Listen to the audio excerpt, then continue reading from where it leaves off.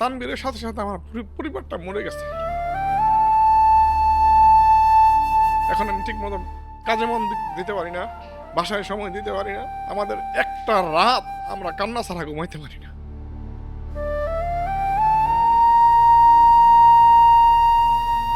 আমি মোহাম্মদ রুবেল মিয়া, শহীদ তানবীর আহমেদের বাবা। আমার দুই ছেলে, ছোট ছেলে ক্লাস 2-তে পড়তো এবং শহীদ তানবীর ও ক্লাস 8-এ পড়তো।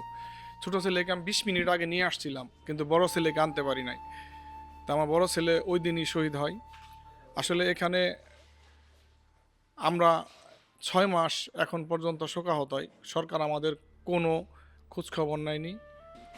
ঘটনার দ্বিতীয় দিন আসিফ নজরুল আইন উপদেষ্টা এবং শিক্ষা উপদেষ্টা আবরার সাহেব ওইখানে পরিদর্শনে গিয়েছিল। তো আমাদের হয়ে স্কুলের ছাত্ররা তাদেরকে কিছু দাবি জানাইছিল, ওনারা দাবিটা মেনে আসছিল, কিন্তু এখন তারা সেটা ভুলে গেছে। এখন এই সরকার আমলে যে ঘটনা ঘটেছে, আমরা চেয়েছিলাম এই সরকারই এটা যেন বাস্তবায়ন করে যায়। জনস্বার্থে যে রিট হয়েছে জয়নাল আবেদিন স্যারের, রায়হান সাহেব যেটা করেছে, জয়নাল আবেদিন স্যারের প্যানেল, এই রিটের বাস্তবায়ন, আমরা শহীদি মর্যাদা এবং আহতদের পুনর্বাসন, এটা যেন এই সরকারই করে যায়, এটা আপনাদের মাধ্যমে সরকারকে জানাতে চাই। সরকারের এই উল্টাপাল্টা ডিসিশন আমরা প্রত্যাখ্যান করলাম এবং এই সরকার যেন এটা একটা করে যায়। যদি ওনারা দিয়ে যেতে নাও পারে, পরবর্তী সরকার যেন করে যায়, ওনারা যেন একটা ব্যবস্থা করে যায়।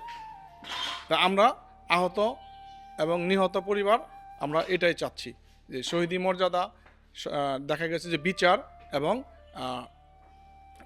যে রিট হয়েছে রিটের বাস্তবায়ন। আসলে আমার ছোট একটা প্রতিষ্ঠান আছে, আমি ওইখানে ওটা চালাই, অ্যাক্সেসরিজ।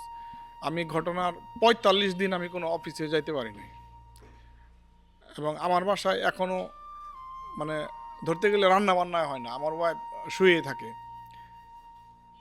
শুধু এটাই না, আমার বড় ছেলে হারায় নাই, সাথে সাথে আমার ছোটো ছেলেও হারাইছে, কারণ ও ওর ভাই হারাইছে, বন্ধু।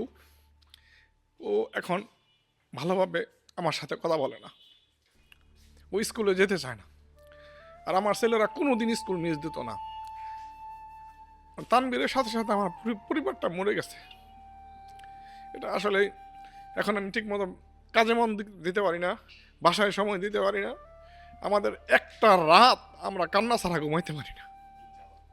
সাধারণ মানুষের কাছে চাওয়া, আমার ছেলের জন্য দোয়া করবে এবং আমরা যেন এই আমাদের ছেলের বিচার চাই, ওনারা যেন আমাদের পাশে থাকে এবং এই রিটের বাস্তবায়ন হয়, ওনারা যেন সর্বসময় আমাদের পাশে থাকে, আমাদের সাপোর্ট করে।